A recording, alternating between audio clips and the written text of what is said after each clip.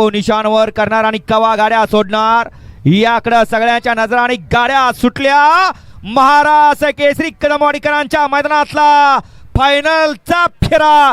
एकूण 10 गाड्या आणि 10 गाड्यामध्ये अट्टी आणि तटीची लढत। कोण पटकावणार 1 नंबरचा महाराष्ट्र केसरीचा किताब। अतिशय सुंदर आणि निर्विवाद वर्चस्व पटकावलं।